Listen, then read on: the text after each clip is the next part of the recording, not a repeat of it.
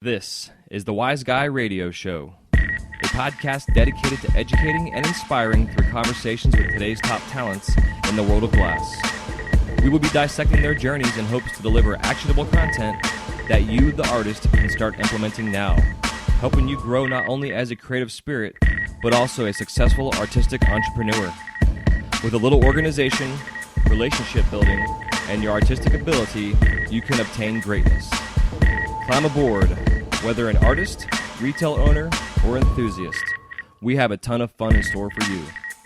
Welcome to the Wise Guy Radio Show.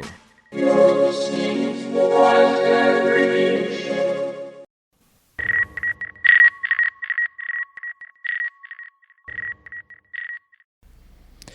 This episode of the Wise Guy Radio Show is brought to you by Mountain Glass Arts. For the month of June 2018, Mountain Glass is offering their Boro sale. Save 33% off odds and seconds, Glass Alchemy, North Star, and Troutman. They already have a discounted rate applied to this, so no coupon code is necessary. And for all you beautiful soft glass nerds, they have their Creations is Messy 40% off sale. All you have to do is put in the coupon code MESSY, that's MESSY, at checkout to receive 40% off. And also make sure you go and check out all of the deals and discounts and sales Mountain Glass has going on weekly and monthly. They now have a brand new website they've created just to make our life a lot easier in terms of searching and finding things on there. And they also have a ton of sales going on. Right now they have 3 separate weekly sales going on. So definitely go there and subscribe to their newsletter and stay in touch with Mountain Glass, and that's mountainglass.com. Go to mountainglass.com.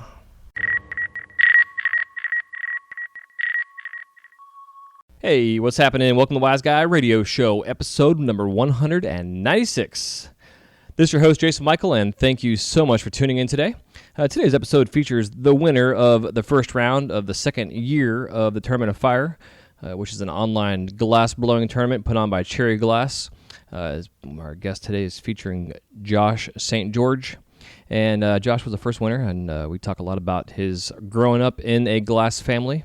He is the brother of Laceface, of Lacey St. George, and has grown up as a second-generation glass blower. And we get into the talk about his upbringing and getting in the scene and going on his own and moving and having a family and all kind of fun stuff. We had a really good conversation. And the biggest thing, my biggest takeaway out of this conversation, which I like to kind of talk about my takeaways from these, is just, again, going back to the concept of just taking your time and pacing yourself and crawling before you walk and understanding and learning this medium of glass that we all work with.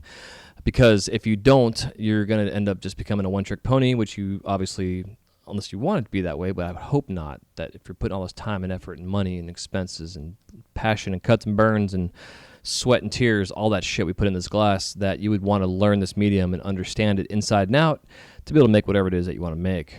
And Josh is a great example of that, and his upbringing and doing production and what he started with making marbles, and then you'll hear this whole story. I don't want to give it all away here. But it's also interesting talking about the fact that he is related to and a brother with Lacey, and seeing her and her success and how it inspired him. Another thing we talk about too, which I'm not going to talk about completely here and give it all away again, is just talks about one of his tattoos at the very end, which you got to stay tuned to hear about. It's pretty crazy and interesting, and I think you'll enjoy it for sure. But yeah, so enough of that rambling on. I'm gonna let you guys get on the show. I'm whooped. It's been a long couple days over at the Mouse House. Just did 3 days in a row, which equals to 36 hours, and that's roughly about 30 hours on the torch. You know, it's something around there that I do. But I'm talked out and tired, and just got my ass kicked for 3 days, which is never a bad thing, and I'm always appreciative of it, because as we all know, we all need a good ass kicking every once in a while, keep us in check. And coming up here on an episode, I'm going to be talking about concepts of working with glass, because I've been dealing with some issues myself here lately, working with the GTT for the first time on doing production on a large scale, clear solid sculpture that I've been dealing with DVID issues and some other things going on. So we're going to have a conversation about that. I'm going to hit up Mike Souza here this week and see about getting him on the show, because I would definitely want to pick his brain about what I've been experiencing and dealing with because of his knowledge that he has with the glass. And also, I've been wanting to get him back on for a couple of years now to do a kind of a myth-busting show. And, a lot of times, a lot of us over the years I've heard blame a lot of our issues on DVIT, and his whole thing, he kind of laughs about that DVIT is just a small percentage of usually what happens with issues in glass. But I do know specifically what I'm dealing with right now, or was dealing with, is DVIT issues, and it was just something new to me, and I changed torches. I'm working on this Bethlehem Shark right now, and haven't had any issues since. Going from the Mirage to the Shark, it's night and day for me. And it's also because I've been working with a Carlisle for almost 20 years now, and I'm used to that nice gradual heat where a GTT is just, I always say, it goes from solid to soup. You know, you got to find that medium heat in between with that torch, which because I'm new to it, haven't found it yet. So, yeah, there you go. Something I've been dealing with myself that we're going to talk about a little bit further with on the show here. And so that being said, I'm going to rock and roll. Don't forget if you're listening to the show, you probably subscribed to it, but I'm still going to say it because I need to. As a regular housekeeping kind of thing. So if you have not yet subscribed to the show, you're new to the show, definitely click on your subscribe button on your iTunes, subscribe to the show. You can also leave us a review, and also whether it's a 5-star review if you feel we deserve it, and also a written review. And I love the written reviews. I need to get back on there and get the reviews out, the newer reviews up, and I got to start sharing them with you guys because I want to start giving some love to those who are actually taking the time out of their day to leave reviews for me. It just takes about 30 seconds to do it, especially if you have the iPhone, and you can just use the Apple iTunes app right there on your phone. You can just do it in the app. But if you don't have iPhone, you have a Droid or another one of those phones out there. There's Stitcher. There's a couple different variations. There's also iHeartRadio, which the show's on. Got to keep forgetting to do it. I got to get this thing connected to Spotify because I know now Spotify has podcasts and stuff on there as well. Just one more platform for us to get all this stuff about glass out there to everybody in the world. So again, it helps out the show a lot if you do leave reviews and some kind of star rating of some sort. Again, you just got to click a star button in your app there and hit send, and it'll hook us up. Also, don't always want to talk about it, but I'm going to bring it up this time around. Just our Patreon page. It's at patreon.com/wiseguy-radio. Calling our Patreons our wise asses. Eventually here, as I get my kiln fixed and then I start doing more video work, I'm going to be taking and creating video content for the Patreon members. There's like a $1, a $5, and a $10 and up different levels of contributing to the show. But for as little as $1 a month, you can contribute to the show, which is only $12 a year. You know, which every little penny that this show gets helps to support the cost that it costs me to support and to run the show. But also, it's going to help to improve as the show grows, and my focus changes now to more on the show and not really on my own pipes anymore. I'm going to be really just focusing on this podcast and the video work, which I'm pumped about. I came again to tell you how excited I am about all the things in the works that I've been wanting to do for so long that I will now have the time to do. So stay tuned for all that. But again, you can become a wise ass at patreon.com/wiseguy-radio. I will have the link in the show notes. And thank you to everybody who has contributed to the show. I definitely appreciate you so much. And until next time, make sure you all stay hydrated out there. It is summertime, and I'm going to be repeating that over and over again. Hopefully get that in your head to make sure you're staying hydrated because it makes a huge difference in your day. Until next time, thank you so much for tuning in to episode 196 featuring Josh St. George, and we will see you next time on the Wise Guy Radio Show. Love you so much. Enjoy this episode. See ya.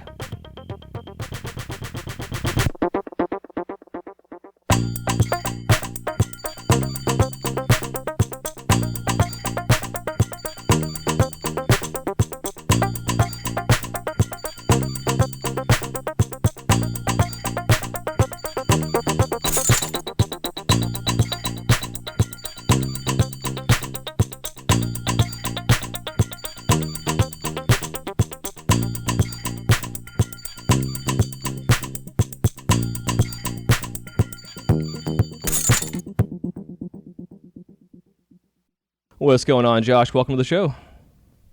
What's up, man? How's it going? Good, dude. It's pretty cool. We got back-to-back shows with two Joshes, and the last one was with Josh from over at Smokin' Smitty's, who was your sponsor for the Tournament of Fire this year, and I hope that everybody enjoyed that interview because he's a badass and super humble, awesome guy, and him and his wife both.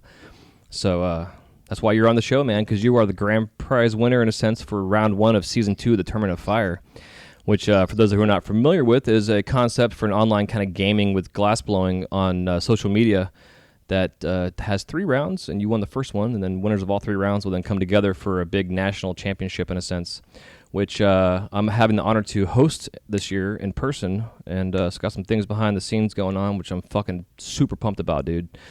So, yeah, so congratulations on the win. And before I get too sidetracked here, man, yeah, if you want to get us started off here by telling us how you were introduced to the Flame and your whole superhero origin story. Yeah, well, it was quite the awesome story. I grew up around it with the family in Southern Oregon. You know, parents doing it and parents' friends doing it, and just always excited to see what was going on in the garage. Yeah, and I guess to mention too that you are related to Lacey. So you're her brother. Yes. So. I'll bring her into the story. Yeah. Yeah, it was quite the journey, Started around, lucky enough, I started around 11, 12 years old, really young.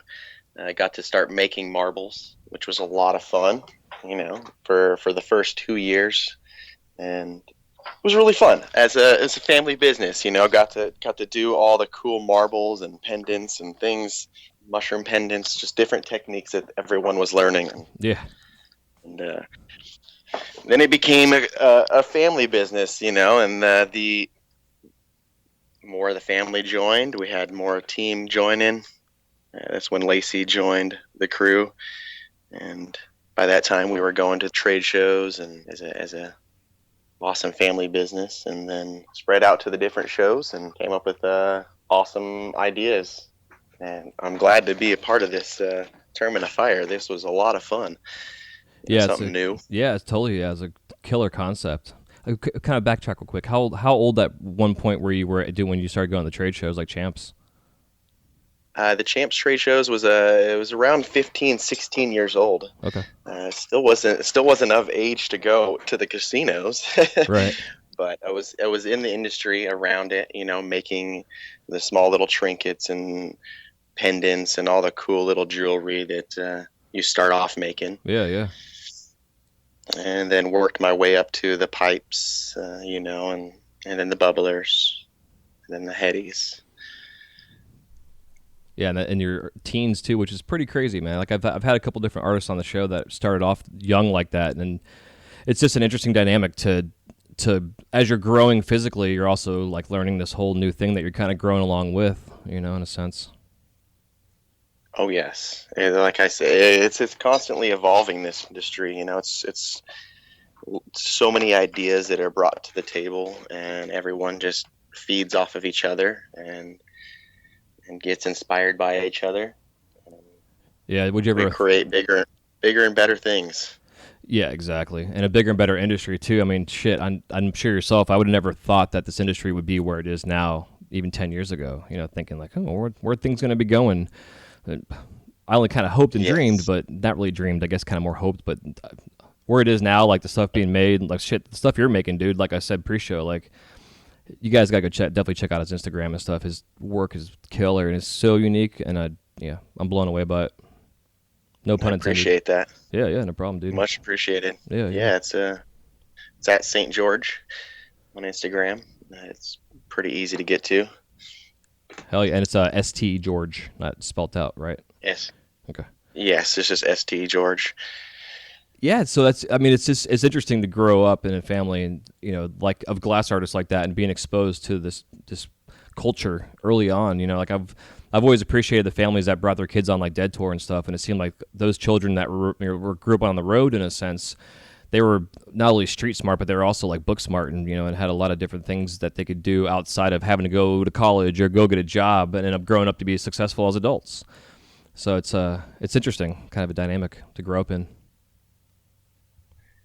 It really is. It's I feel blessed every day to be where I'm at. I haven't really had another job besides my glass career. So it's definitely amazing. Hell yeah. So early on, like I guess, making pipes and stuff were some of the first things you were making.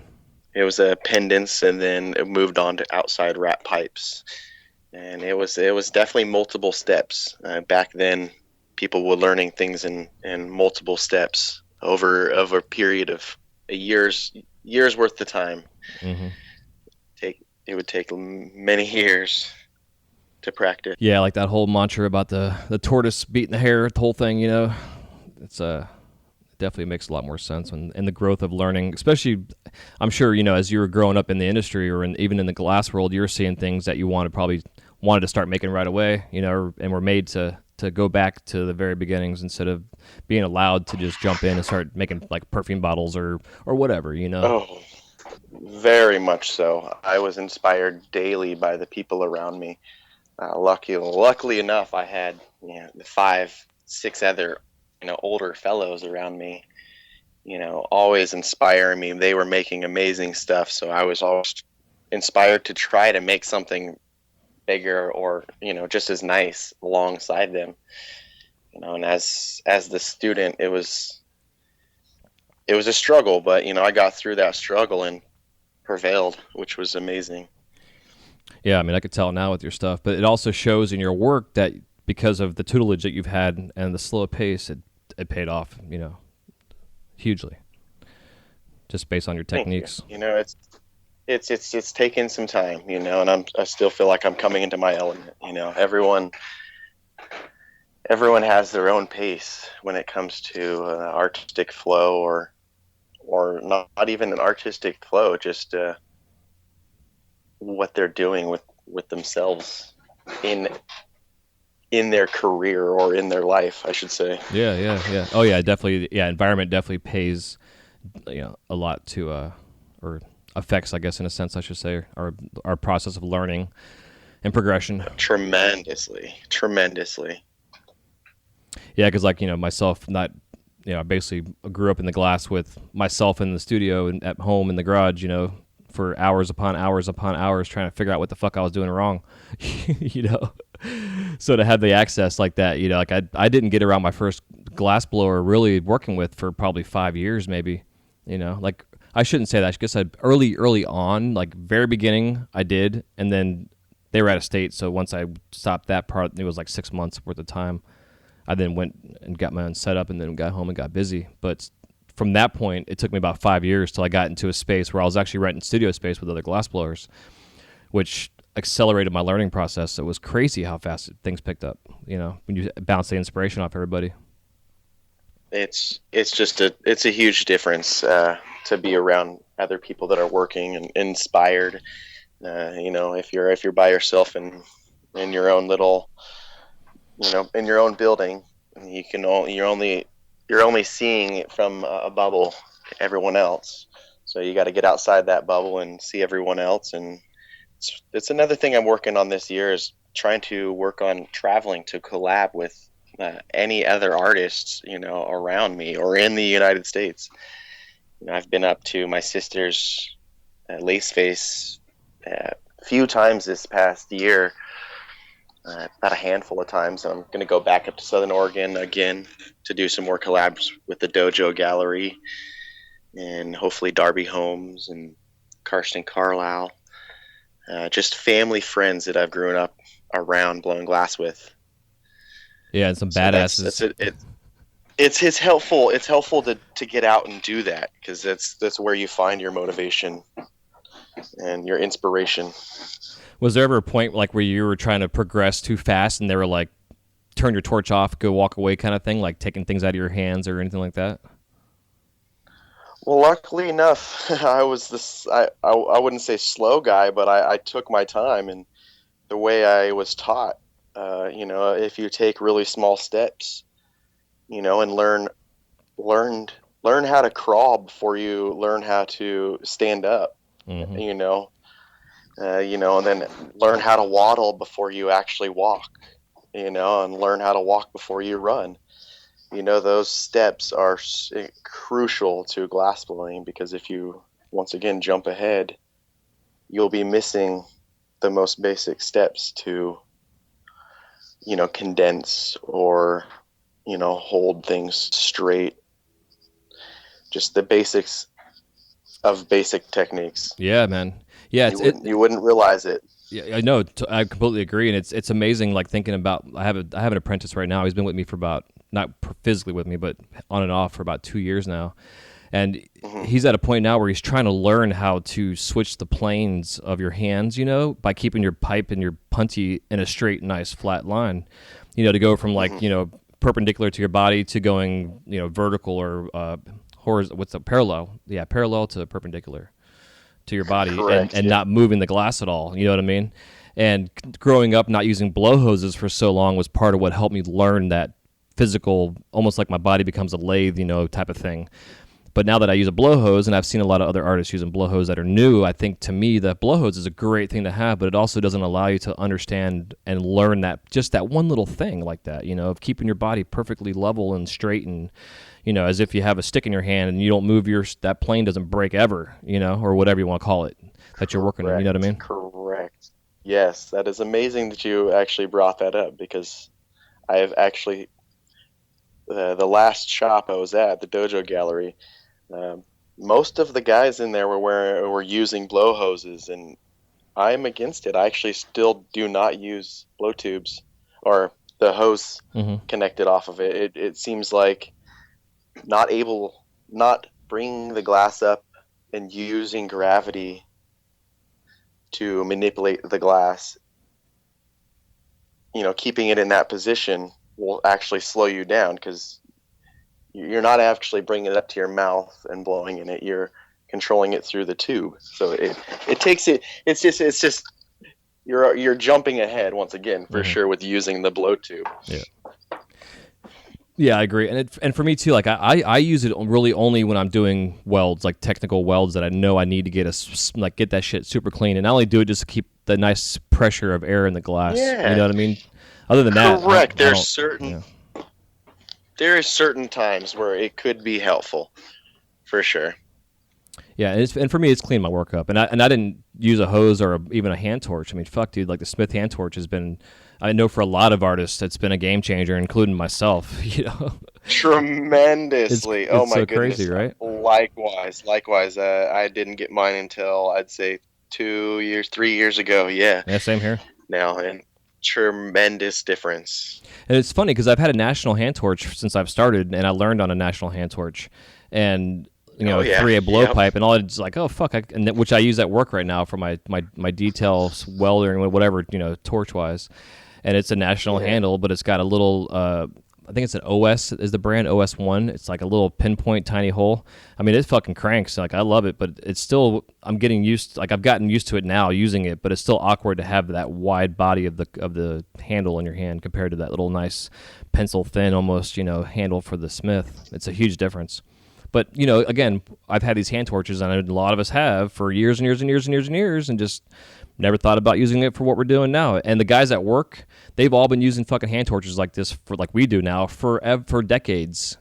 It was interesting going there and seeing it, seeing the sculptors using that kind of stuff. But for us pipe makers, it was like, oh, let's try this. And whoever did, thank God they did, because it's a game changer for the whole industry. Yeah. Just like the tools that are being created nowadays to assist us with shaping, it does help the process, but it also slows down your learning process. Mm-hmm. So tools are really beneficial, but I'm a minimalist when it comes to tools. I still try not to use my tools to shape. Yeah. The best thing to do is to learn how to shape it without using tools, and then in the end, finalize it with your tools. Yeah, exactly. Is the best technique.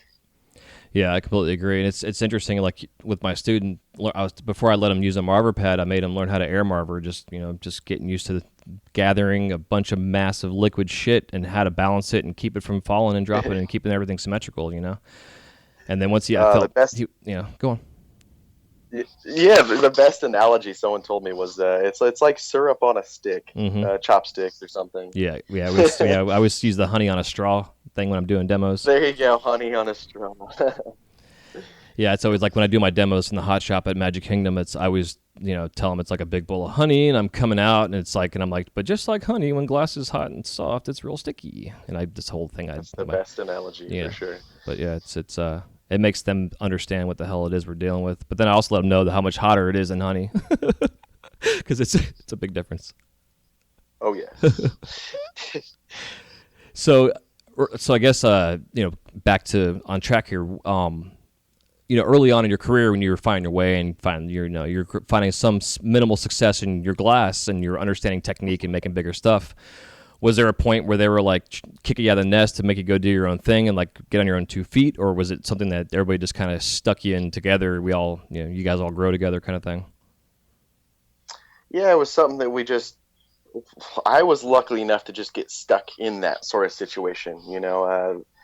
The people that I was around was extremely inspired by all the other, top artists. And so they had built up an Artia shop studio in the South Lake Tahoe area. So that's where we had set up, our company. It was our family owned company. It was called Glass Vibes. It was really cool. And then we ended up just slowly finding different paths, like most humans do eventually. Mm-hmm. And I was already in the 20s and was ready to move on and compete in other things and do other sports and do glass as well and find motivation in what I was doing. And and glass was always calling me in the end.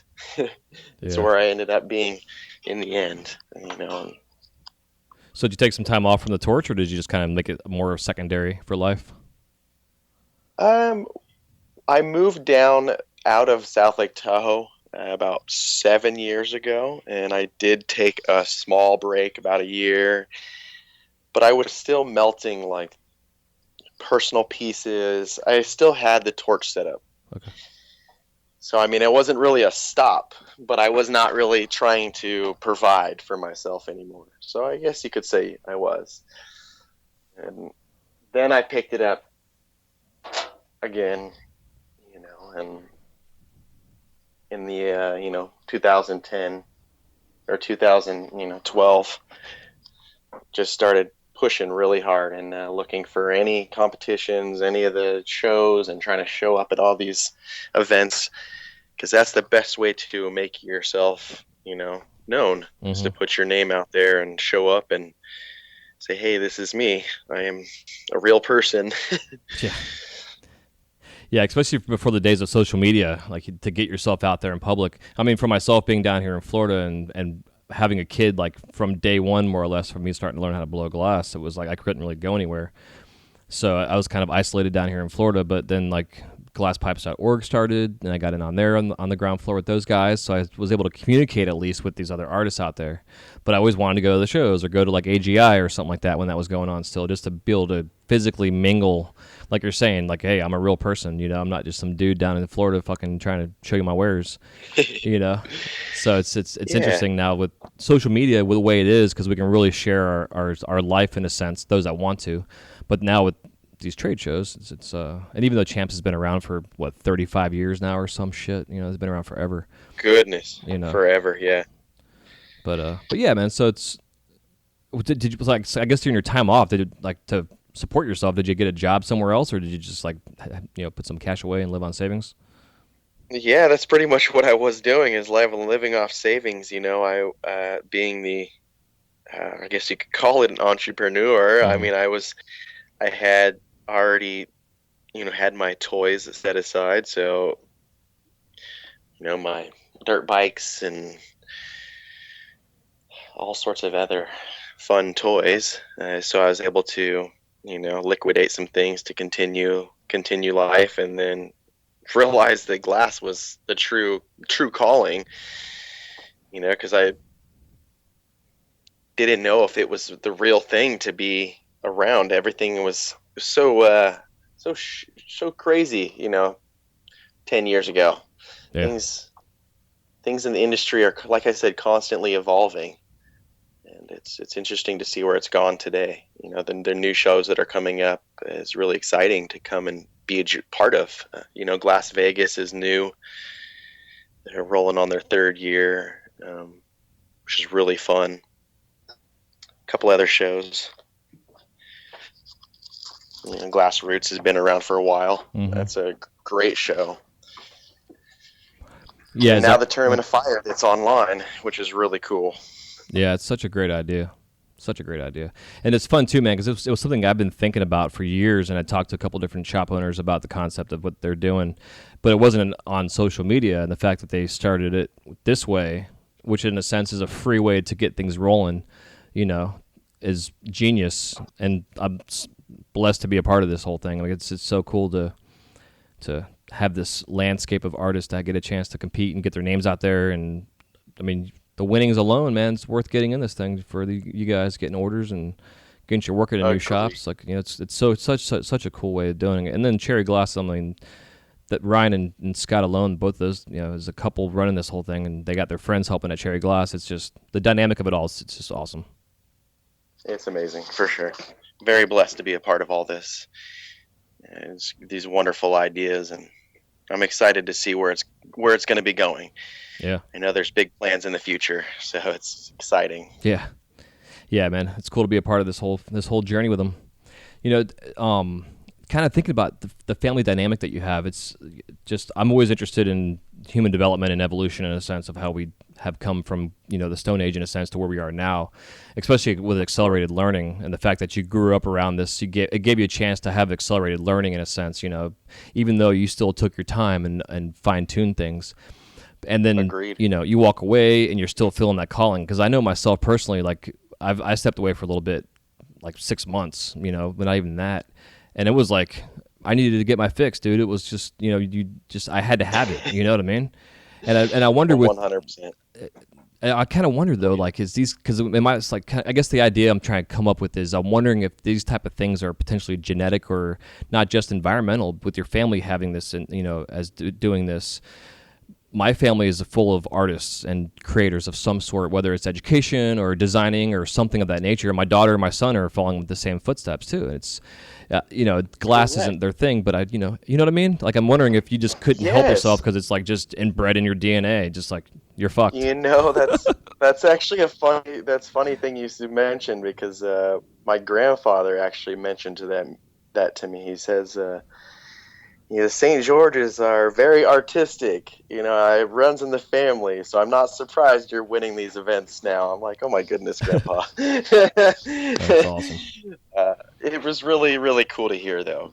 Once again, it reminds me of my other uncles, because my other uncles are very creative. They're fabricators of making, custom show bikes, not like bicycles and stuff like that. Mm-hmm. Fabricators, and then my sister being an artist as well, which is really amazing. Yeah. Having inspiration from her is tremendous too in my life. Yeah, and I think what's interesting with your whole family dynamic is you guys never like you weren't like under the shadow of anybody. You guys had your own thing, like you're saying. You all kind of found your way, but you also were together as like a organized group that just kind of flowed. I mean, and like you're saying, like the people you're around, look at them, the names they have now, and then also then their generations now, the kids they're having that are now just fantastic glass artists. It's I don't know, it's just such a cool thing to see. Yeah, it's a trip being that second generation artist. I do agree. It's amazing though to be a part of the evolving industry. Yeah, man, that's what I was saying, like pre-show, like having really been somewhat out of the pipe game for about 2 years now, and like I'm still getting the 14 mil handmade joints down to a science in a sense, and to try to like jump right into where things are now. I mean, God, I don't know, it's crazy. But what I find like with your work, for instance, is once you learn a technique like how to make a client or how to make a recycler, as an artist, you can then find ways to create art that functions like that. You know what I mean? And that's kind of where my brain is right now, is I'm not looking at doing production of recyclers and clients and shit. I want to make some art that can function the same exact way. You know what I mean? Correct. Yes. So. And that's a hard balance. Yeah. Sometimes.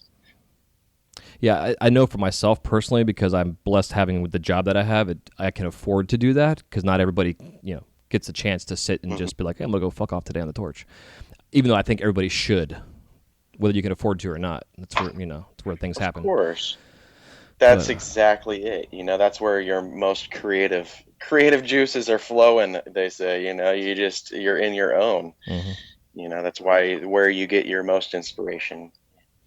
Yeah. So that being said, like, where does a lot of your stuff come from, inspiration wise? Because your line of work is all over the place, but this aesthetic to me, Very all over the place. yeah. But it's so I've clean, always dude. It's like I don't know. It's, Thank you, thank you. It's quite the trip with my inspiration. I've definitely been inspired by many things in life. Um, I used to skateboard, through my teens, snowboard, mountain board, and I competed in all those different activities. nice. And then always, looked up to dirt biking and four wheeling. You know, so I was definitely into a range of things, and I used those as motivation, or not motivation, but inspiration, I should say, Mm-hmm. to make certain designs, function.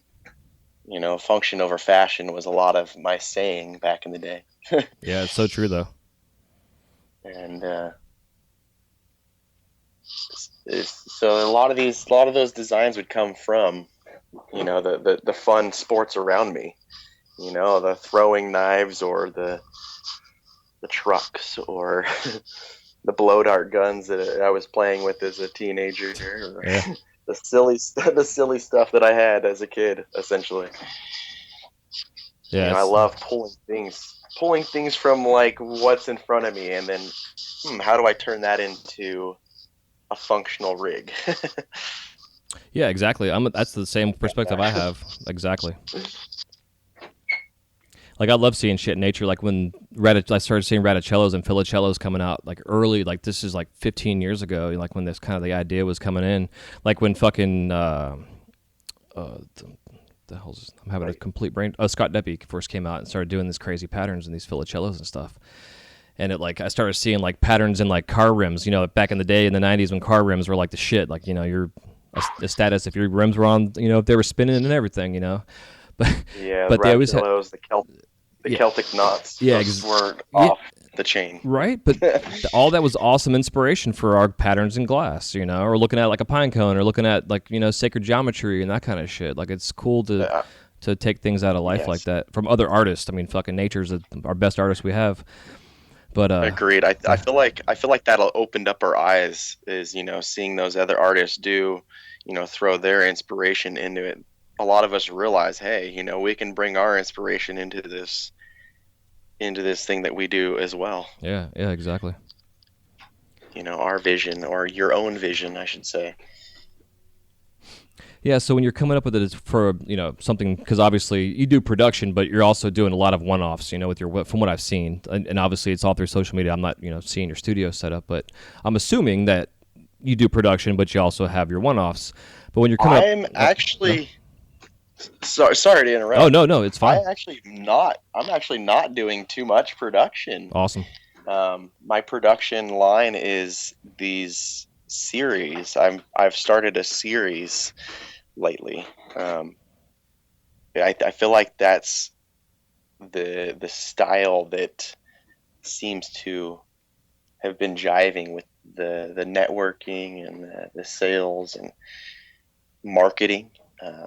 Brand name is a big one too, branding yourself. So starting a series essentially, and signing my pieces and numbering them and bringing and offering them to the public as a series and a limited number is better than just pushing out these production pieces that I've done my whole younger life. As a family business, I've made countless thousands and thousands of different types of pieces, stems, oneies, whatever, everything you can imagine production wise. So I try to veer away from that and bring myself into the artistic world. Hell so yeah. Yes, a lot of one-off pieces, one-off designs with this shape and function in mind is what I'm leaning towards. Heck yeah. Yeah. So when you're coming up with that, then do you like draw it on paper, create some kind of blueprint kind of concept, or thumbnails like to get this out of your head? Goodness, I have this enormous draft table in my glass shop. Time to time, I do have sketches a lot of the time it's just burnt into my memory and my mind because I've envisioned a lot of these designs, as I'm working on them. So it's a lot of time these designs are just burnt into your head, Mm-hmm. and as you make them, you're like, okay, I already know what's next, the next step. So sometimes you can let it out on paper, but a lot of time it's all about hands-on. Yeah. Interesting.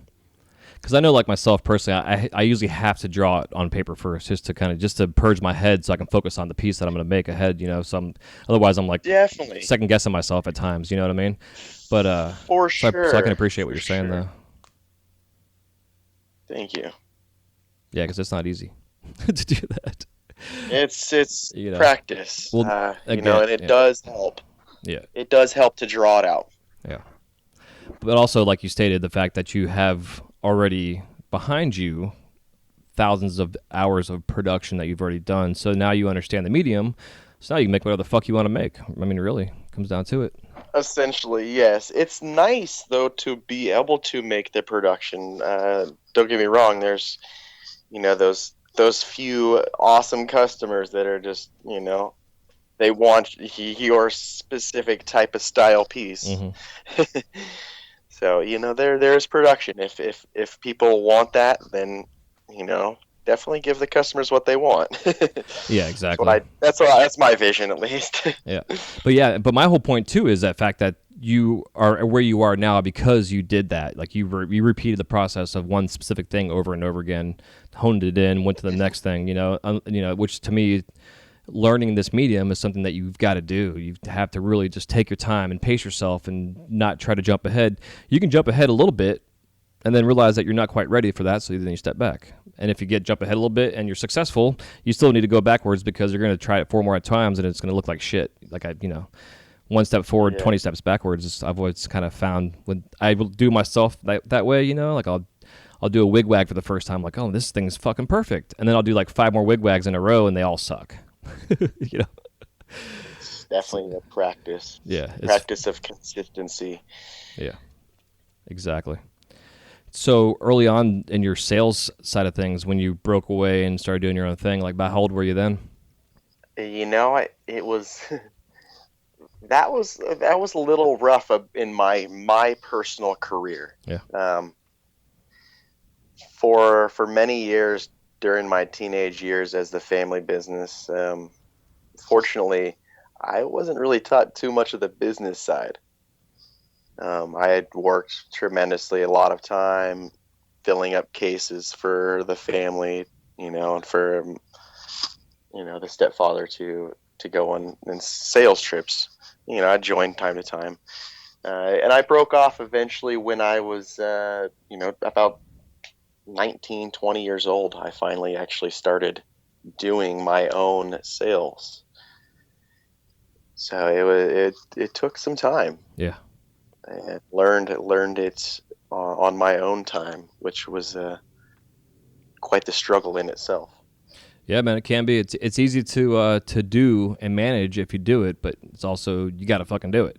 You gotta do it. Yes, I mean, if you want to be in your own, your own artist, your own boss. There's a word I'm trying to think of. Your own entrepreneur, I guess. Yeah. You gotta be able to sell your stuff and make it and rep it, brand it, do it all the steps, do all the good things. Yeah, exactly. That's why with this show I don't know if it's a coined term that I use, but I refer to the artistic entrepreneur. To where you can not be a starving artist. There's no reason as a glassblower to be a starving artist, and so that being said, like early on, like what were some of the mistakes you made, like trying to sell stuff, like, stepping on toes or underselling, like what were some of the things you found that you had to learn from? Yeah, well, I feel like my issue was I always wanted to get it in the customer's hands. So yes, there was times I felt like I would probably go in there and try to, hook up the shops for better prices. In the end, I feel like, other people wouldn't be as happy, or we were lowering prices. But in the end, we're putting glass in the customer's hands because those are the guys that are going to be supporting us. I mean, sure, the head shops support us as well, but we need them to come back to buy another piece. Yep, exactly. So it's definitely a tricky one to learn. Did you find like early on that you developed relationships with specific shops that were like repeat customers for yourself? Definitely. Well, a lot of these shops, I was blessed enough they have known me prior. Mm-hmm. They were buying my glass through my father-in-law, my teacher, and he was already representing me. So the shops that already knew me when I had walked in there when I was older, they're like, okay, yes, we will buy from you 100% because we have already been buying your glass for years. Nice. Yeah, so that was amazing. Very helpful. Yeah, man, it's interesting, because I guess besides Lacey, you're one of the second guest having on that's had that dynamic already. Already had an establishment, even though you're not living on the name per se, like name dropping, like hey, I'm a St. George, or whatever. But Right. but you still had the option and the opportunity to be exposed and also to develop these relationships early on. And I guess that's kind of where like the street smarts kind of things comes in this industry to understand, to develop the relationships and also to maintain those relationships too, which obviously you did. Hugest part in this industry. That's one of the things I've learned this past few years is the relationships in this industry is tremendous. It's you got to be open, not necessarily always open, but just be friends with everybody you can that is in this industry with you. We all want to grow together. So the best thing to do is, communicate and try to maintain those relationships as often as you can, because that's how we grow as fast as we have, and that's why we all get inspired by each other is when we see each other. Yeah, that's Agreed. Yeah, 100%. Hell yeah. So I guess from that point then, doing the trade shows and stuff, then you went on to start competing in some of these, the champs games or what have you. So what were some of the first competitions that you got yourself out there into? Well, the very first one I actually competed in was, believe it or not, Champs Trade Show 2017. No shit. So it was last year. It was very fun. It was last minute decision. Was there traveling, met up with my brother-in-law, is Scuba Steve with the Walton Trading Company. He's a distributor. He was based out of Austin, Texas. It's Laceface's husband. He's an amazing person, amazing human. He's met up with him. He talked me into competing, of course, as a good brother should. Mm-hmm. And didn't have any game plan. Went there and completed all of my competition pieces, which was really amazing. Yeah, it is. It felt good to actually complete the pieces that I had gone there knowing, not even having any game plan. Yeah. Did not place, but still had an awesome time, conversating, meeting new people, and making those relationships, solid again. Because, like you said, it's tremendous in this industry to make those and maintain those relationships. Yeah, man. Especially with this industry as spread out as we all are, we're also so tightly knitted together. If there's a bad apple out there, we're gonna feel it. Very much so. Yes, we hear of that apple very quick. Yeah. Somehow. I don't. It's very funny how that happens. I know it. And it's been like that for as long as I've been in this industry, for almost 20 years now. Of course. I feel like that's in almost any industry, though. A lot of humans take this industry for granted. I feel like it's a trade, and it does take many years to perfect or even to practice, just to get into a comfortable zone. Yeah, exactly. Yeah, and I wonder too. Like I kind of question it a lot. Like if it ever happens with federal legalization, and the studio becomes a known thing amongst the government in a sense as a pipe maker, and then we become this industry, which we are already, but it's weird the dynamic we have within inside the views of the government or whatever.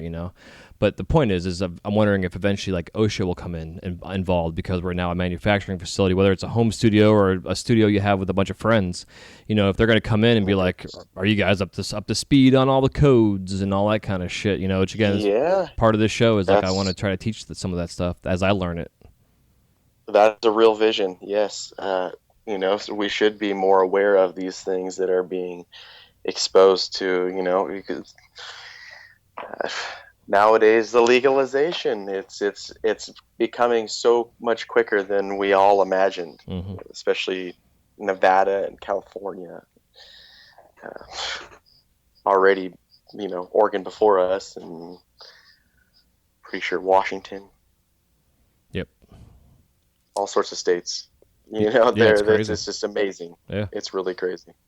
Yeah, I know. Like we have a guy running for governor for next year that's wanting to do full recreational here in Florida, which would be killer. Like they're still figuring out the whole medical shit right now. It's been over a year, so hopefully they figure it out. Yeah, it's annoying, dude. Yeah, we've had this law that the flowers were not allowed to be part of the medical. It had to all be tinctures and liquids and shit like that. And I think part of the issue is our governor right now, at one point in time, had the largest fine for Medicaid fraud from the government. Like his crazy millions and millions of dollars his old company that he worked for were fined for, and now he's our governor. So as years ago we all talked about, a couple of us here talked about the fact, we hope it doesn't happen, but the fact that when things become medical and he's got connections to the farms, that potentially that everything's going to become pharmaceutically made, not naturally grown, which is what somewhat they're using extractions, but it's still not all 100% natural like the other states are doing basically.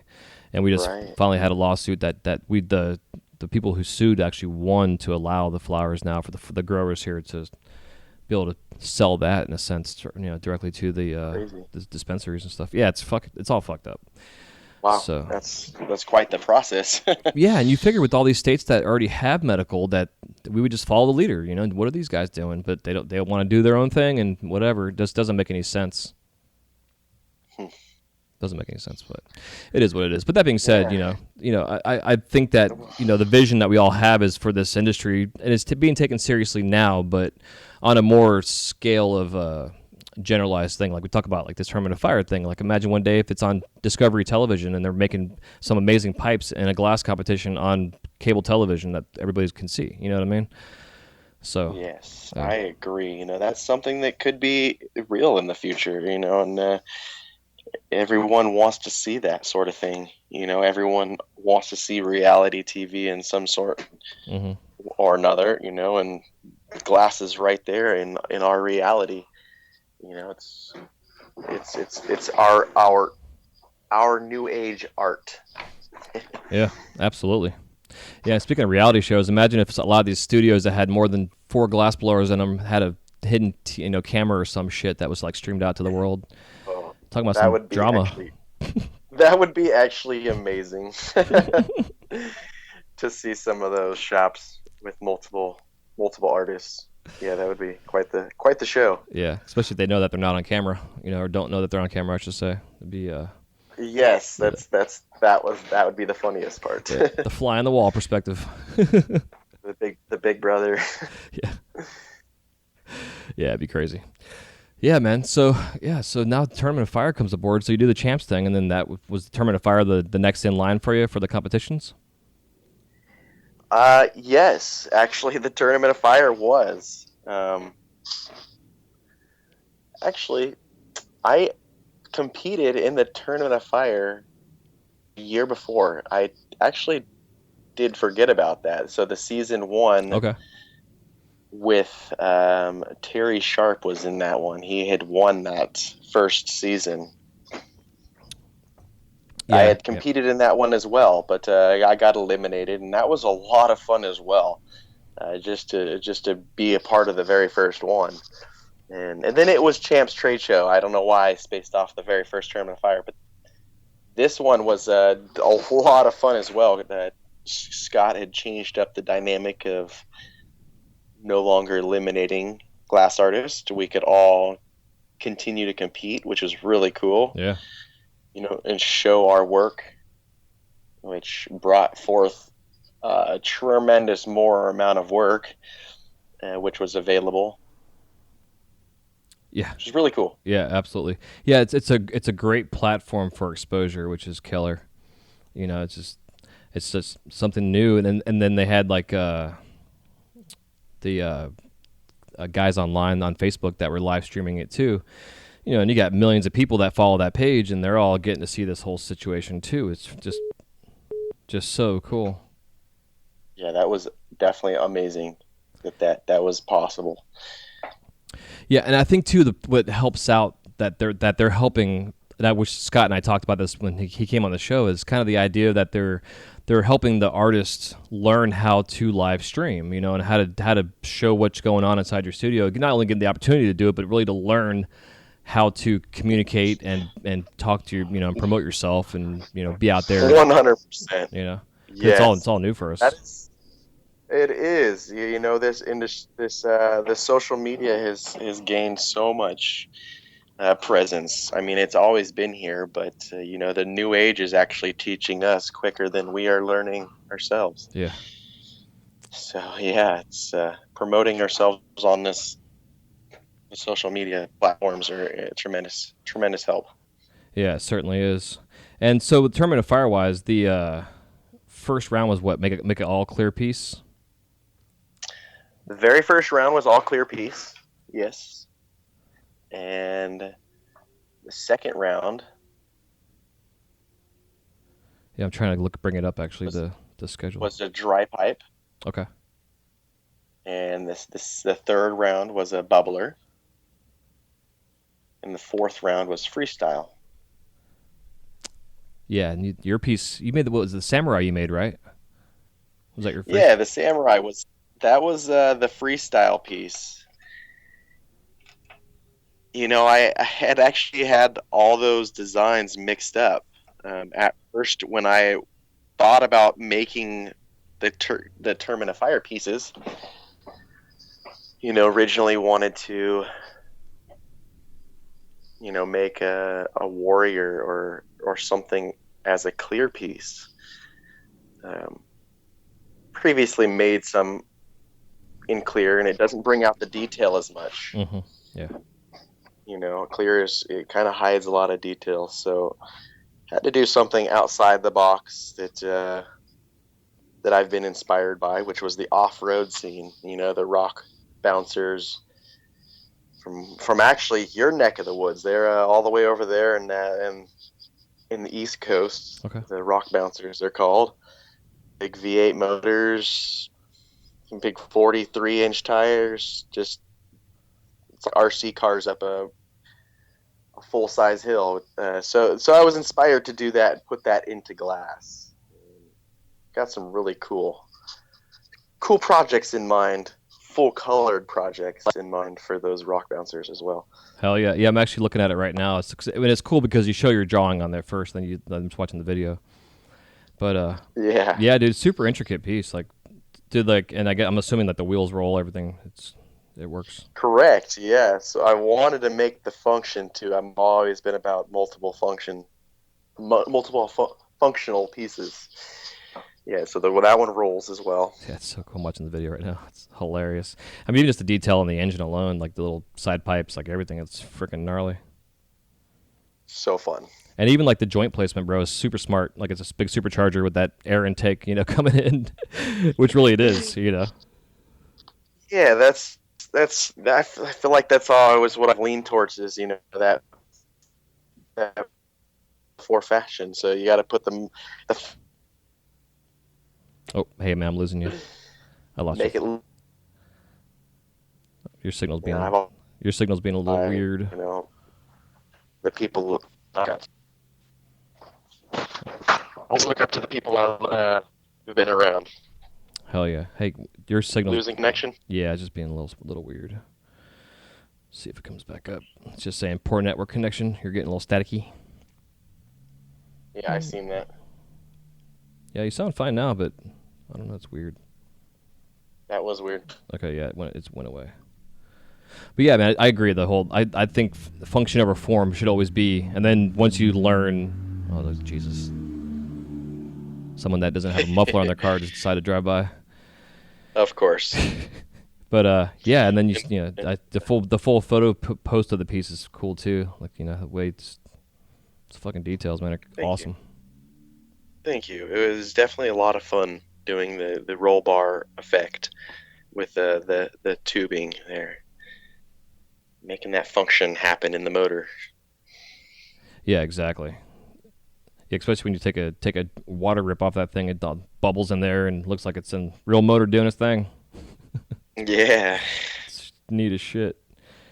Yeah, so then the next one you do is your blow dart, which you're talking about as a kid, having a blow dart gun and stuff, and then you make one in glass.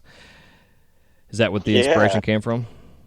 So in the end, it was burned into my memory, of course, having a blow dart gun. My first thought process for the dry pipe was a wall installation, something that I could pull off the wall and smoke off of, have a pipe, essentially. And I talked to Smitty like the week before, or a few days before actually, and he asked, do I have any ideas for, that dry pipe? And I said, yeah, I have an idea, but, it's kind of in between this and that. And he's like, well, what if you do a blow dart gun? And I'm like, oh my goodness. That flows in the wall ornament, essentially, because it's long and, strings. I could string the flowers down it. It just works perfectly for the wall ornament piece. So thankfully for his awesome idea at the last, somewhat last minute. Yeah. I was able to do a blow dart gun. Well, it's cool too that multifunctional. Yeah, dude, this thing's. I'm watching the video for it. It's so gnarly. But I mean, the fact that you guys communicated through this process too, I think is pretty cool. As him being your sponsor and staying in touch. It was super cool. Yeah, I really, really valued his opinion on giving me an idea because as artists, sometimes we run into those roadblocks and the blower's block they call it. Yeah. Where you have a hard time. You know what you want to make, but you just don't know how it could be executed or designed. And sometimes having a second opinion, especially from someone that is helping you out along the way, tremendous help. Yeah, man, having parameters as an artist is ideal for sure. Yeah, man. So then we get into fucking round 3, which is fucking ridiculous. Yeah. I first saw this thing and I'm like, what in the shit is going on here? And then I watched the video back and forth. I even showed the manager at my store, who's like completely nowhere near anything into our scene whatsoever. And I'm like, dude, you have got, because he appreciates Star Wars and comic books and shit. So I'm like, dude, you got to see this. This is just what the fuck is going on right now, kind of thing, Yeah, I was coming in hot for sure. Dude, to be honest, I was nervous about the other artists. I wanted to come strong.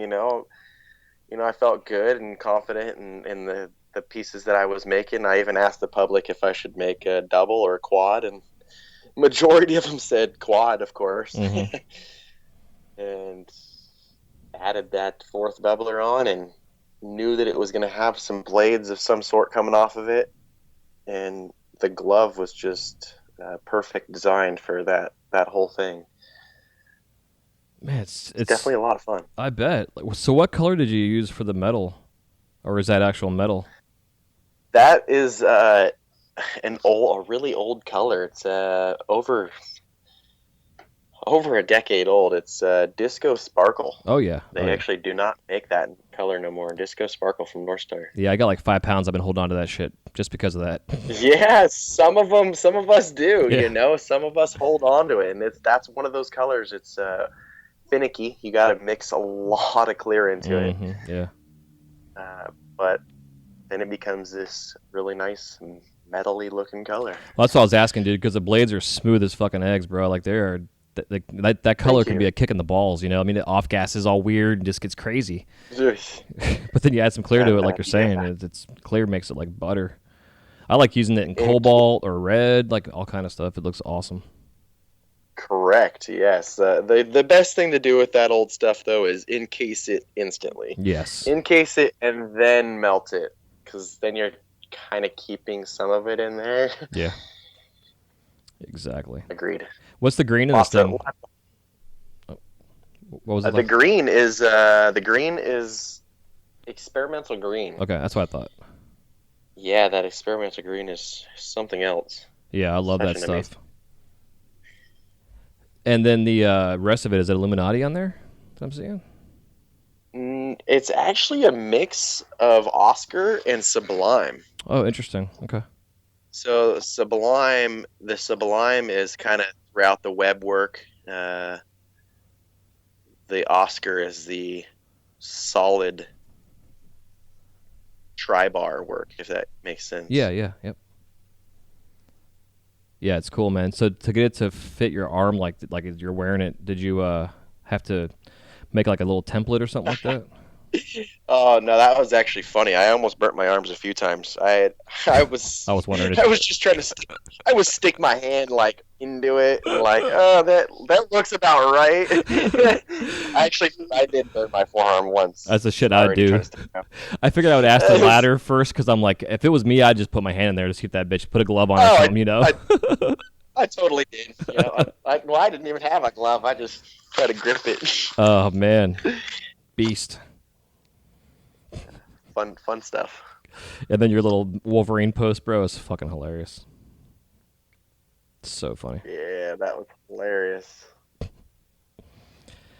Yeah, so then we come to your grand prize winner, which is your Samurai Warrior, which is also your whole like logo. We'll talk about afterwards, but yeah, so the Warrior piece, man, the thing is beautiful. I love the red. The pomegranate is the shit. Thank you. Oh my gosh, yeah. I love that red. He was definitely inspired by the pomegranate ninja. I gotta admit, you know, always had that in vision, you know, but I always thought about the St. George warrior theme, the night. And for those that don't know what you're talking about, the pomegranate ninja is from the commercial for the pomegranate drink that they had that liquidy ninja dude. I saw him too, and I'm like, damn, I want to make that. And then I saw your piece, and I knew that's where you got it from, dude. I'm sure everybody thought the same thing. I mean, there's a few different characters that commercial had. It was really cool. I know. It's man, but the glass itself. When I first started using this, I was making flowers for the longest time, and it just makes like the most beautiful red petal. And then I started using it in my owls and making solid red bodies with like you have the opal eyes, like with opal eyes in them, and like making like using fucking North Star yellow for the wings, you know, just for that offset accent with the yellow and the red. Because to me, like the two of those colors together are amazing. But the red by itself, man, that red by itself is just amazing. And also what I like about it is it's a translucent color, but you can still see detail in it, like your cuts and all the pieces you have, you know? Correct. Yeah, so how long that thing take you to make? Well, luckily enough, I kept my schedule every day through the tournament. We had 24 hours to build these pieces, you know, and the first few days and the first few heats, I've heard people staying up through the night. I could not bring that to myself to do that, you know, stay up through the night and work through the day to get the full 24 hours in. I'd made sure to fall asleep nice and early the day before and wake up really, really early. And I give myself at least 14 hours, you know, 14 to 16 hours before the day is done. So I actually finished all these competition pieces within 12 to 13 hours. Nice. Yeah, which was pretty amazing. I made sure to keep it within my realm of what I knew how to do, because that's always important in a competition. You always want to keep it, you know, in your comfortable zone. to make sure you complete what Yep. you're working on. Yeah, exactly. Yeah, definitely. Yeah, The so worst thing you can do is to make something new for a competition. it's tricky, you know. I mean, Mhm. unless you've practiced it, which a lot of people do practice their pieces. You Yeah. know, I'm not quite the guy. I'm one of those type of characters that'll just jump headfirst and learn later. And I'm glad it went well. Yeah, was very, very, very glad. You know, it's Yeah, what all yeah. these years of practice is made for. It's for when you're in these heat of the battle. Yeah, exactly. Exactly. And the concept of practicing your piece was something I never even thought about. And I remember reading something or hearing something and somebody was talking about that. Oh, you know what it was? It was my fucking brother. My brother's been doing glass for 6 years now. And he's out in Colorado, dude. He blows me away with the stuff he's doing nowadays. Like he's got his own perspective and everything. It's awesome. Yeah, his like character like high end production line, if you want to call it that, is called Lurk the World, and he calls it this little thing the Lurker, and it's a super cute little character. And his work's evolved over the years, but he's finally found like his voice, you know, and what he's doing. It's amazing. But I remember him, he got into the competition champs a couple years ago, and for like the first round or whatever to see who would go on to the Masters. But long story short, he mentioned about practicing his piece. And he told me that he had heard that from other artists that were doing the same thing, and I was like, "Damn, that's something I never thought about." You know, I'm the same way, bro. Like I go to things feet first, and I'm like, "All right, let's do this." You know, Let's jump in. that whole build your wings on the way up kind of concept. You know, like you're dropping off a cliff. That's it, though. You know, and some of us can learn that way. You know, a lot of us can learn that way. It's just Yeah. have to believe in yourself and have confidence.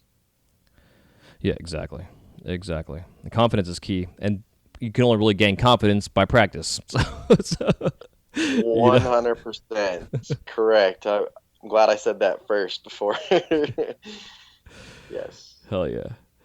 So then we step up, which I wanted to ask you about too. So you get to Las Vegas, and they have this post of you and this crazy fucking robot transformer looking thing that you're holding.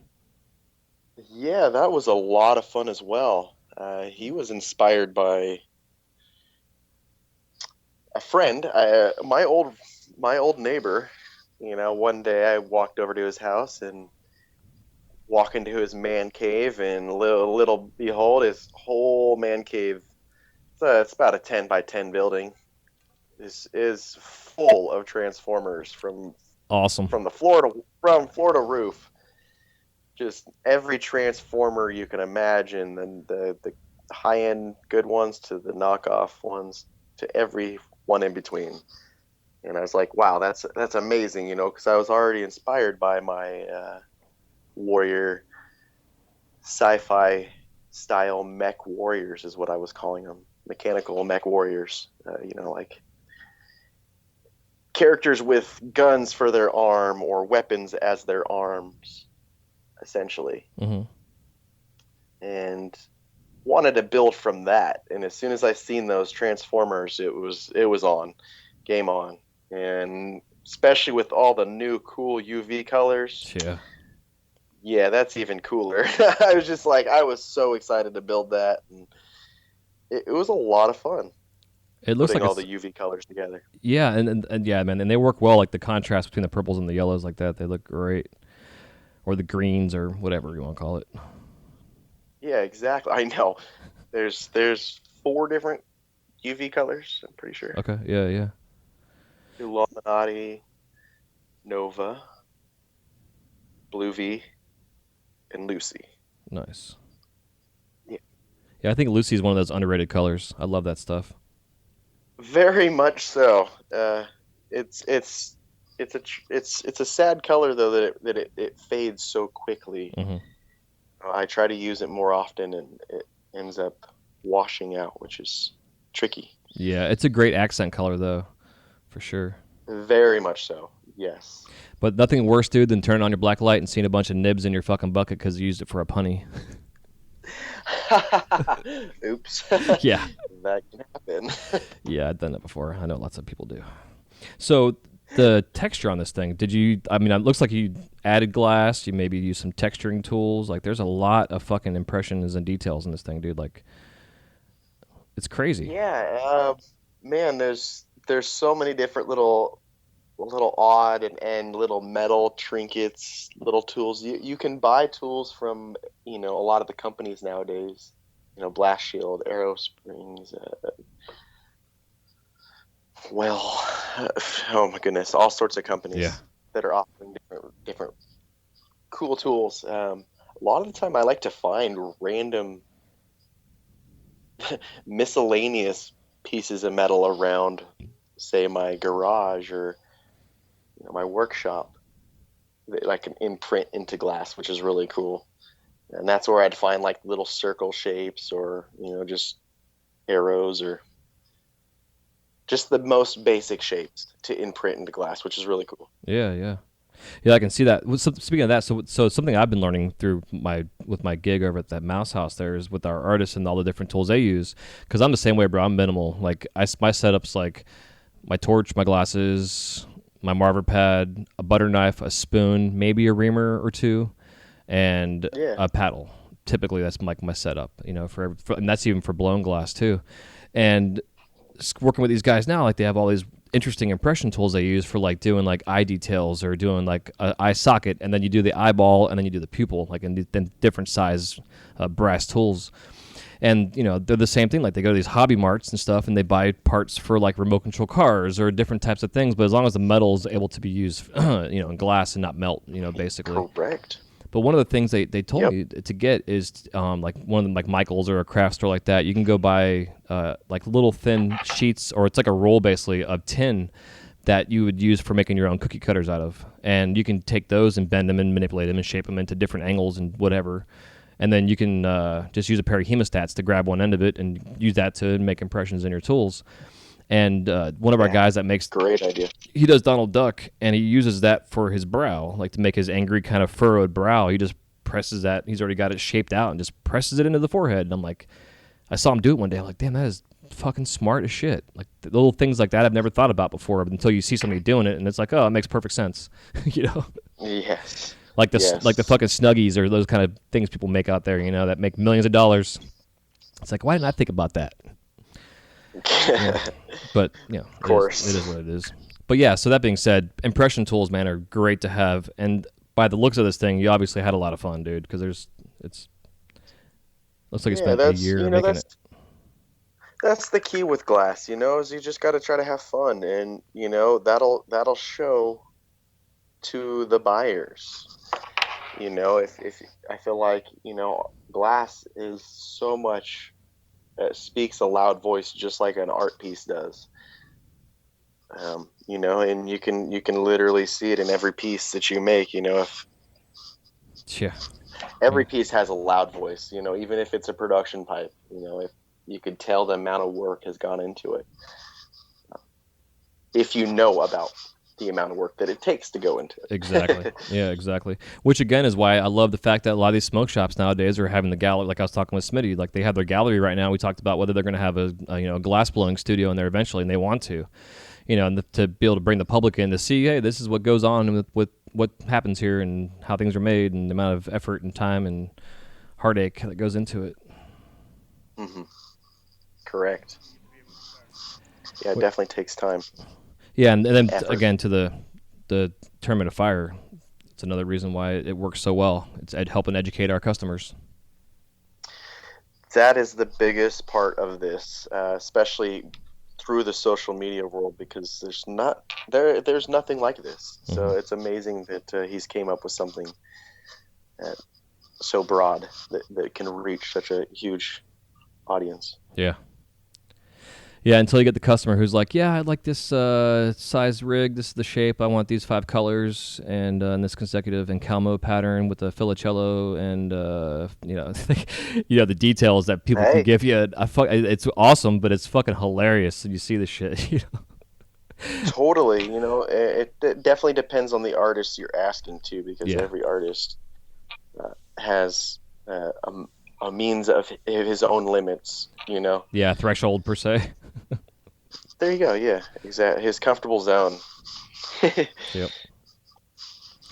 Yeah, it's fucking hilarious. But again, dude, like, I mean, there's like, you're talking about the competition that was in this tournament, and like I was saying pre-show, like, I'm so glad I didn't do this first round, just because I've been out of this pipe game for as long as I have, and to catch up to speed and then try and compete, it just isn't going to be possible for myself. And because the competition level this round, last year's competition level was outstanding, and this year it seems like it just kicked up a whole notch. It's like, and they're from artists that I have never heard about from before, like yourself, dude. Like, I know I had to have seen your work at some point in time through the years. However, just recently coming across you because of the Tournament of Fire. And I'm glad I did. I mean, here you are now on the show, but also because I get to see your work and see how badass it is. And for me, it's inspiring to see this kind of stuff being created. Much appreciated. I really do appreciate that. Yeah, absolutely. So again, it's cool that they're doing this. It is super cool. Agreed. Yeah, I'm going to turn off my Instagram now so I don't get distracted anymore by glass. That can happen. Man, it's like a YouTube wormhole. Start looking at glass techniques. Next thing you know, you're watching cat videos or some shit. It's the rabbit hole for sure. Keeps spiraling down the rabbit hole. Yeah, it's the worst. So the topic I want to bring up now is your sister. And growing up with her and seeing her success, and the kind of trailblazing that she did in the terms of, like, the women in this industry early on in her career, when it was all a bunch of burly big guys with beards and blowing glass in their studios kind of thing. And then she all of a sudden comes in, like Darlene. There's a couple of them that were around that made a big wave in the industry. But the fact that she's your sister and growing up in that, like, did it hold you back at all, or were you like super inspired and powered up by it? Like, kind of. Oh yeah, definitely inspired by it. Well, the thing is I was always next to her the whole time. As we're not too far in age, only 4 years difference. Okay. But her coming into the shop, I had already prior worked with glass for about 3 to 4 years prior to her coming in. Oh, interesting. Okay. So when she came in, I was able to teach her along the way, with some of the techniques.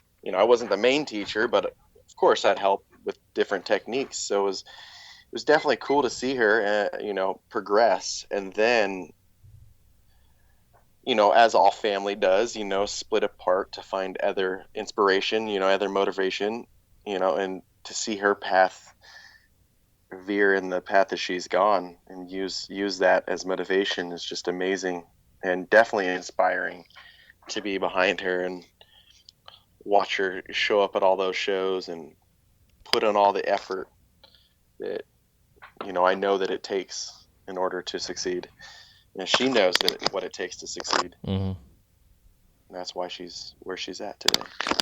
Yeah, completely. Yeah, and then, the fact that she won her first tournament she ever entered into, like just little things like that. It's just interesting to see the, not that you're following her footsteps per se, but in a sense you are. It's Definitely. Yeah, it's pretty cool stuff. And I think it's interesting too, the fact, like, which I didn't realize, that you were doing glass before she did. However, she got into the bigger scene, I guess, before you did, in a sense. It's interesting.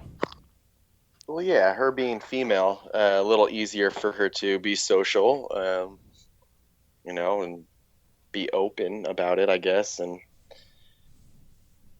I came into it as a different outlook, more of a different family times, I guess you could say. Yeah.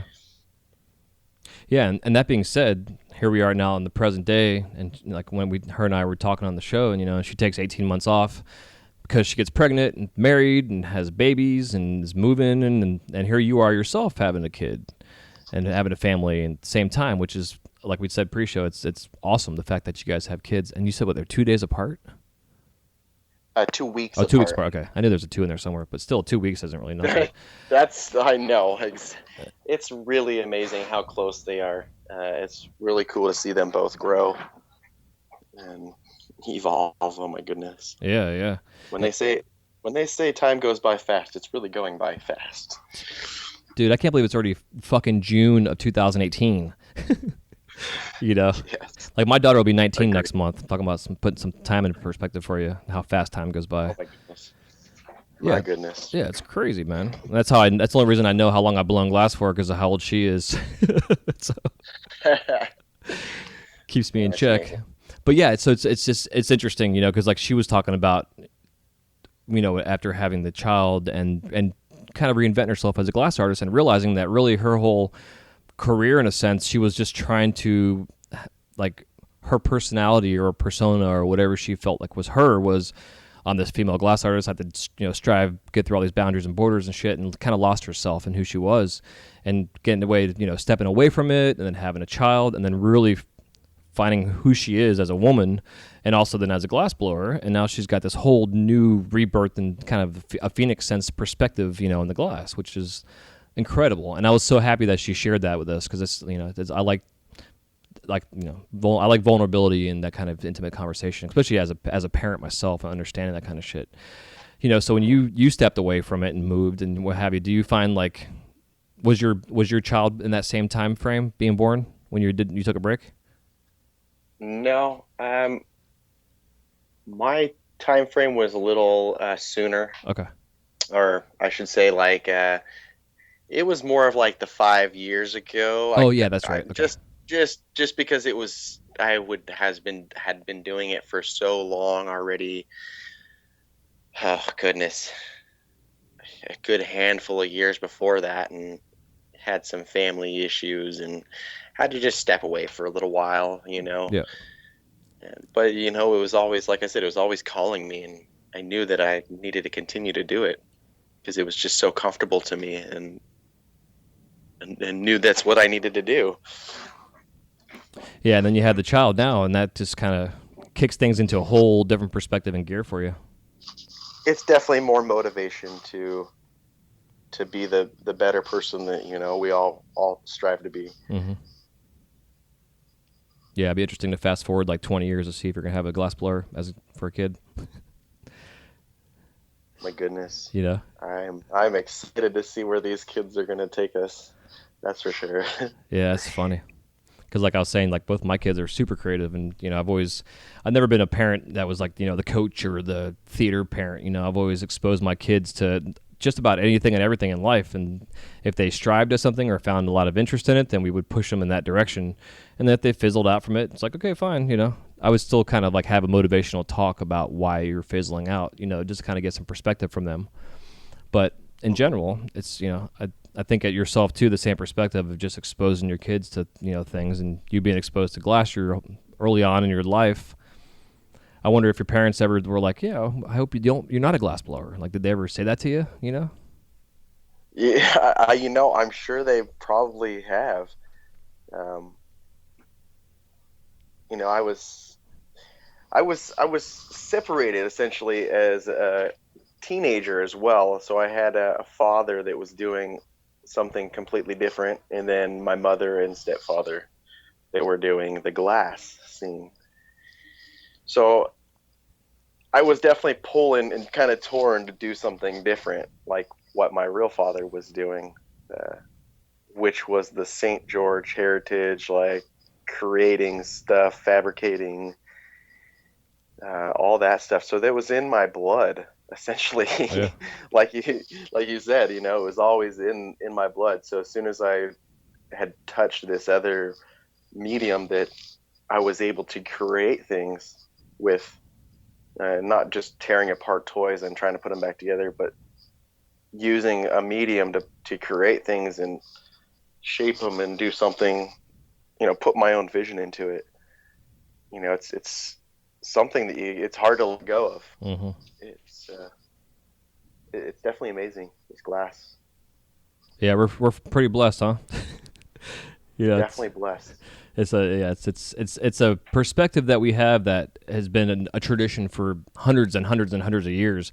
However, it's only been experienced by a few. You know, if you look at the society and the world and the population of people who have existed on Earth, and only like a small, tiny percentage of us get this perspective. You know, it's pretty badass. Very true.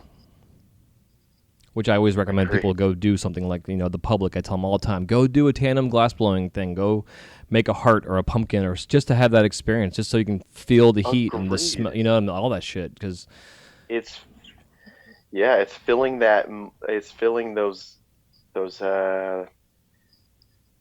oh goodness, it's almost like the muscle memory, but you're getting the feel of it. mm-hmm. Yeah, even if it's just a taste, and then those that get the taste, sometimes they become addicted. 100%. Like me. Yep. And yourself. It's amazing. Sure. Yeah, it is, right. Oh yes. Oh yes. So do you have any kind of visions and perspectives? I know earlier we were talking about, your line of work in terms of what you're doing with your series. Like, are you something which I think is a very smart idea, because you're creating like this kind of scarcity mindset with your people that buy your stuff, you got to, the whole FOMO thing. Is that something you want to kind of continue and grow and experiment with? It's definitely something I'm going to continue to experiment with, continuing on with the series, and always keep up with the inspiration that, you are inspired by. I feel like we all are similar in a sense, everyone has their own inspiration, and, there's a lot of us that are similar. So, if you make something that you're inspired by, then most likely there are 10 more people out there are going to be inspired by it as well. Oh yeah, bro. Just thinking about it causes it to happen.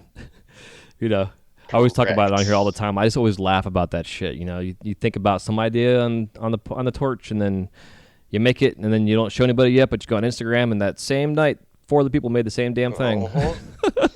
Oh yes. So that weird. Has happened all the time to every one of us. But it's crazy. I just feel like we're all on the same wavelength, Mm-hmm. Yeah, exactly. Throwing those brain waves across the atmosphere. Yeah. Yeah, power of the mind, like that whole secret thing, it's not all, I don't believe in it 100%, but the majority of the shit that they talk about is very true, and it's amazing just what a thought can do. Mm-hmm. It's so cool. So, yeah, man, I think there was one more thing I wanted to ask you. Oh, yeah, your logo. So your design of your logo, I dig it. That's like that kind of warrior thing. Is that something, Thank you. Is that like something that you did yourself? Yeah, well, I was basing it off of the St. George and the Dragon statue. I've always been amazed by my family heritage crest. Growing up, I was always told that we're related to St. George and the Dragon Slayer from England over there. That's There's so a cool. statue. There's a country over there. The statue is really, really cool. Really cool stuff. So I just wanted to base it off of that night, with the big sword kind of slaying the dragon, that whole vibe. And the shield kind of just nailed it for me. So Yeah, it's pretty sweet, man. And it's awesome that you say that, because I know exactly what you're fucking talking about because of Epcot here at Disney. Over in in Italy, the pavilion there, they have that's it's a big pillar, and it has that statue, a sculpture of that on top of it. And it was something what's that? Yeah. I had for years and years and years, I'd never even looked up to see that that's what that was. And then I saw a picture on something, and I was like, how have I not seen that? So I went into the pavilion and turned around to look back at the thing, and it's spectacular to see that. So that's pretty badass knowing that's your heritage. Yeah, it's amazing. It just feels cool to be able to speak that, which is really cool. Yeah, it is. So that being said, man, if you ever want to come down here and visit me in Florida, blow some glass, we can take a trip over to Epcot and have a couple cocktails, and I can show you around there, and you can see that statue and take a picture in front of it. That would be epic. That will happen sooner than later. I'm definitely planning on doing a lot of collabs this summer. Well, actually, this next few years is my main focus. I'm kind of feel like I'm stepping away a little bit from the trade shows. I still will be attending Glass Vegas this next year. Unfortunately, we'll be missing out on Glass Roots this year. But focusing on collaborating and coming and visiting everybody to do with our industry. So would love to come and hang out with you, man. Yeah, it'd be killer. That'd be epic. Hell yeah. Well, if the timing works out in November. I think it is when the Grand Championships for the Tournament of Fire is going to be happening. And it's going to happen here, down here. So we should make that happen. So I can definitely make that happen. It will be happening down there, which is exciting. I've actually never been over to Florida, so I'm excited to be there. Yeah, and November is ideal. Like November to end of March into April is like the perfect time to live. It's why we all live here, basically. Weather-wise. Kick ass. Yeah, it's perfect. It's a good time to be there. Yeah, it's like low 70s, clear blue skies, no humidity. Nice. Yeah, it's awesome. Yeah.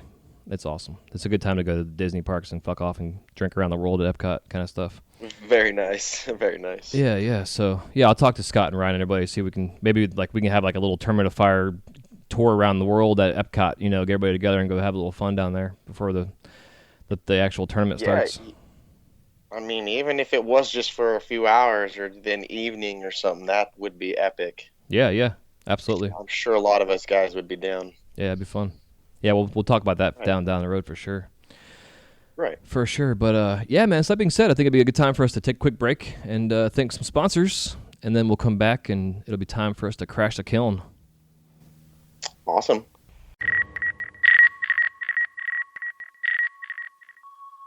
Segment of the Wise Guy Radio Show is brought to you by the Flow magazine. Since its inception, the focus of the Flow has been to provide a bond among members of the lampworking community. This has been accomplished by developing relationships with the finest artists and sharing their techniques with you through in-depth step-by-step tutorials. In every issue, you can enjoy great content with the hottest artists and cutting-edge techniques using the latest industry products. These features, along with the continuation of our Women in Glass edition, Glasscraft Emergent Artist Awards, inspiring gallery showcases, dynamic general interest articles, as well as health and safety information, make The Flow the leading international lampworking journal. And if you have not yet subscribed to The Flow, you can use the coupon code WISEGUY at checkout, and you can receive 10% off your annual subscription. So just go to theflowmagazine.com. That is theflowmagazine.com.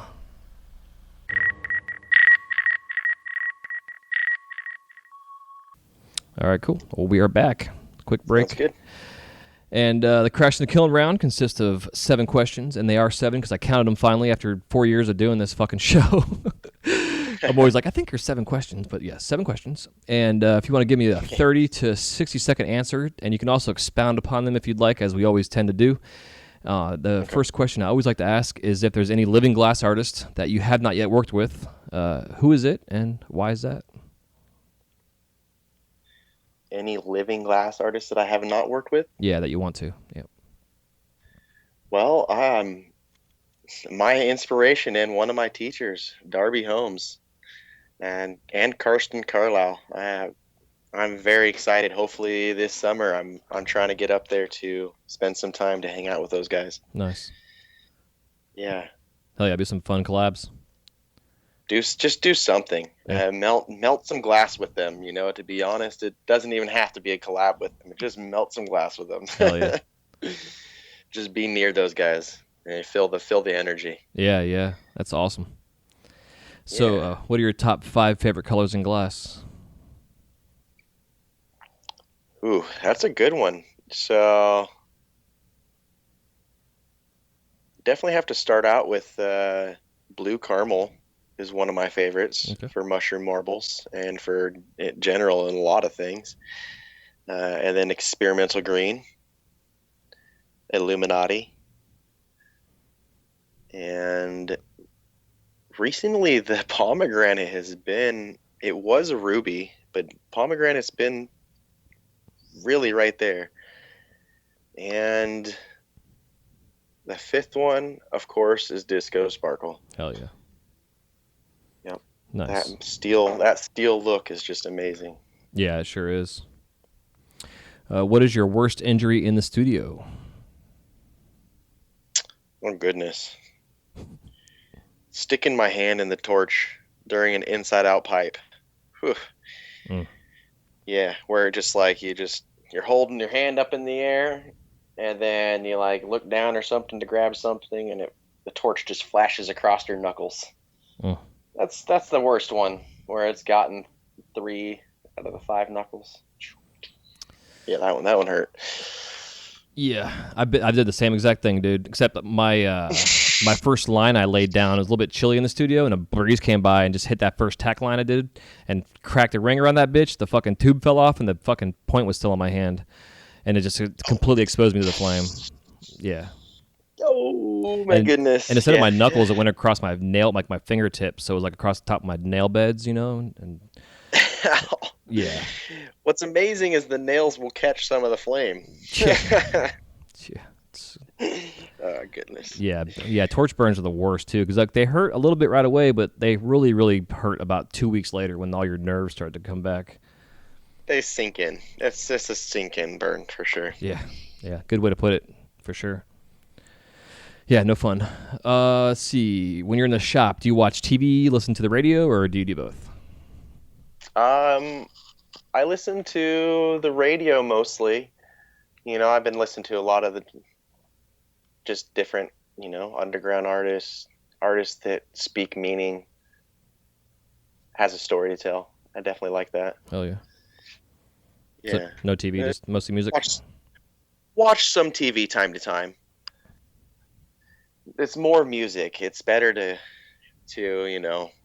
get into the zone with music. Yeah. You get distracted with the TV. Yeah, I think for me, which I think a lot what I'm asking this question, if I find is that the artist that is like you're saying, like if they're doing production, they can throw a couple movies on and just crank the day away doing production. But when it comes to creating like one-offs or art in a sense, it's usually music of some sort. Yeah, it has to be. Yeah, I agree. I'm in that same boat there. And sometimes it's best to listen to music without voices. Yep. Yeah, Carl Termini actually recommended which I don't know the name of it now, but it was an African tribal Pandora station that he listens to. Correct. Just because of that. That stuff that's amazing. Yeah, exactly. Just some ambient, rhythm that keeps you in an upbeat. Yeah, like Beats vibe. Antique or something like that. So it's a fun Pandora channel. Correct. Yeah. Yeah, it's good shit. I'm all about that. Hell yeah. You have any glass blowing themed tattoos? Well, I don't have any tattoos, but I've got a brand. I've actually branded myself with glass. Interesting. Yeah, on purpose? On purpose. Yeah, it was during the good old teenager days when I had that whole family business thing, the glass vibes. I was smart enough to make myself a GV brand. I branded onto my in between my pointer and my thumb. My God, right dude. Yeah, it's still there. I'm sure. 15 years later, it's still very visible. GV. So crazy. What it's good vibes. It means good vibes. Yeah, that's what it means. Yeah, it makes total sense, and it's cool that you're saying that because years and years ago I saw this Discovery show or whatever on Taboo Art, and then it was all about branding. People that would have like these branding parties, and they would make shapes out of metal, and they'd brand each other and stuff. And that was a crazy. I actually seen that too. Yeah, right. But it gave me the idea about the glass one. I was like, when you actually followed through and did it. Totally though. Yeah, it's pretty amazing. Actually, it worked really well. I'm sure. I branded myself a lot, just not on purpose. You just gotta exactly. You just gotta hold yourself through that pain, and it'll be okay. Oh goodness. God, well, even like you're saying, like on that part of your hand, man, that's some sensitive shit. Like in the webbing area. Maybe I should. I feel like I should. Yeah, I should. Yeah, in the webbed area. Take a picture. Post that one of these days. Yeah, I should. Yeah, send me a picture for this because I'll put it in your show notes with your because I need some pictures from you anyways. I would love to see that and share it. Okay. And hopefully, nobody else wants to do it. I mean, unless they do. We end up starting a new trend here. Well, it's actually, to be honest, a few years ago, I actually thought about creating a few different designs and doing them to myself because since it worked out so well and it's so prominent on my hand, I was like, it's actually kind of a cool idea. Mm-hmm. You just got to get over that. You just got to get over the pain factor and dealing with the burn. Yeah. Yeah. Well, I mean, if anything, for me, it's part of the experience. So it's like, it's an out of body type of thing. That's true. Good point. It's like getting tattoo, like all the tattoo hours I've had, it gets to a meditative point where it doesn't hurt anymore until the artist is like, yeah, I think I need a cigarette. I'm like, dude, what are you fucking talking about? You know? You're like, finish. Yeah, I Jesus. need you to finish. And that's not every tattoo artist, only a couple of them, but, you know, not to Right. make a stigma that they all smoke. But, Thank goodness. yeah. Yeah, man. So cool. Yeah, interesting. It'd be interesting to see if anybody else out there has done that, because you're the first person that I know of that's followed through with it.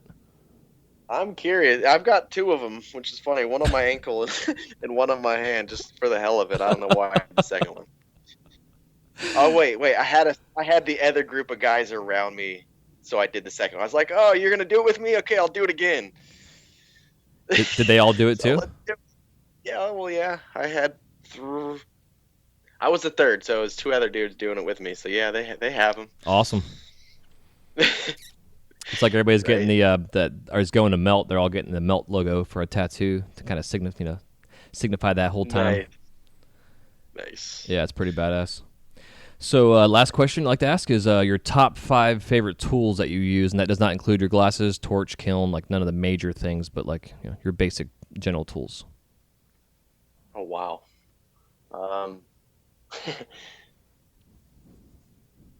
Well, let's see here.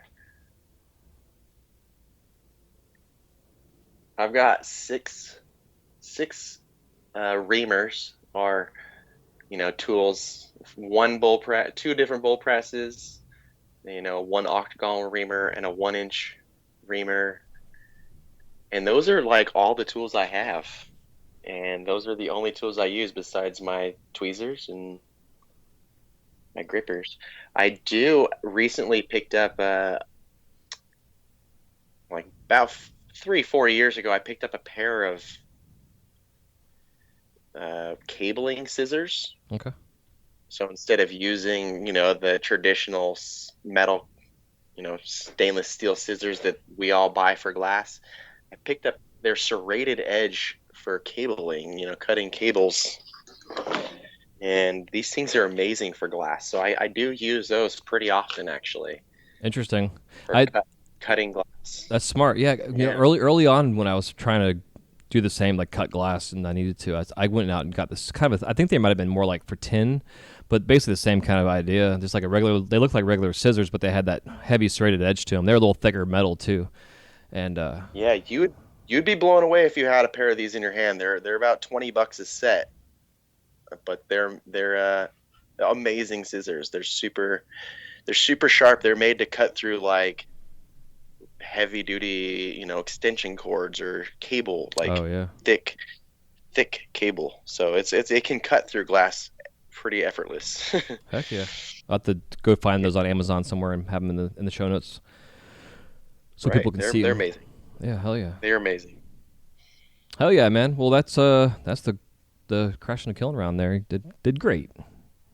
Nice. Nice and quick. Yeah. So before we let you go here, and again, if you want to hang on till after my little outro, we'll say goodbye here. But before we let you go, if you want to give us a little parting piece of advice, and then where we can find you out there in the world of cyberspace. It's always good to stick in your own lane and be inspired by the things around you. You can find me on Instagram or Facebook. St. George Glass, or St. George is ST period GEORGE. So St. George period. And that's your Instagram one? That's my Instagram. Okay. My first name is Josh. Josh St. George but I go by St. George through this industry. Hell yeah.